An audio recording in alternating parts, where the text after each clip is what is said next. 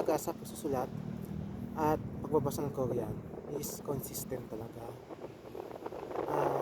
Yan yung laging sinasabi sa akin na iniisip ko, paulit-ulit na lang sinasabi sa akin. Totoo ba talaga? Madami nagsasabi na, paano, hindi ako matuto, ang hirap makabisado. So, ginawa ko, nakinig na lang ako. Sumunod na lang ako. Consistent.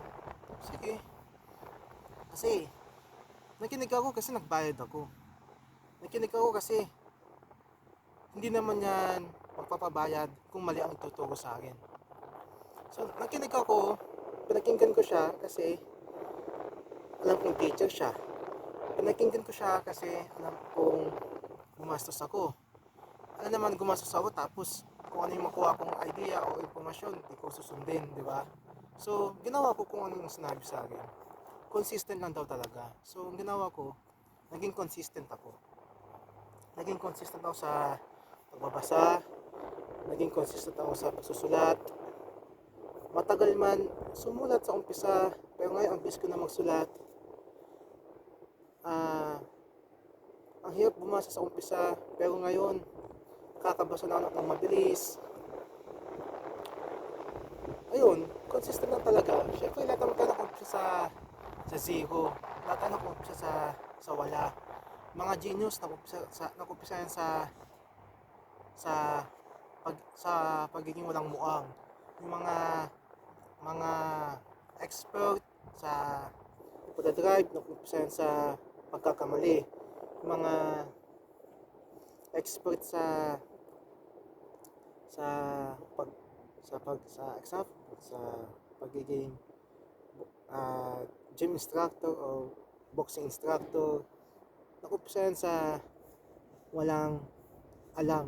Hindi na alam paano nila i-instruct yung tao. Pero katagalan, meron silang na-achieve. Yung tinuro nila is naging champion. Isa yan sa mga EPS. Hindi pala siya EPS. Ano pala yun? Yung taong napanood ko is F6 visa pala yun. Entertainer. Oh. So, ayun. Consistent lang talaga ang pinaka-importante sa lahat. Yun nga, kasi kung di ka talaga maglalaan ng oras sa pagbabasa o sa pag-aaral, sa pagsusulat, wala, hindi mo talaga matatandaan. Kung lagi mong ginagawa, ano yun hindi ko lang alam kung alam ng iba yung muscle memory. Alam ko, alam ng iba yan. Muscle memory lang yan. So, pag lagi mo siyang ginagawa, matatandaan mo yan ng kusa. Kahit di mo maalala, pero matatandaan ng katawan mo. Matatandaan ng utak mo, ng alaala mo. Basta muscle memory nga So, pag-research lang kung ano yung muscle memory. So, ayun. Consistent lang talaga. Kung meron kayong mga ibang katanungan, paano para matuto agad, kung gusto niyo ng tips pa, paki-share at saka paki-like yung video ko para maengganyo pa ako para malalo pa ako maengganyo. Baliktad. Yan. Lalo na sa pag-aaral ng Korean, sa pagkakabisado ng mga vocabs.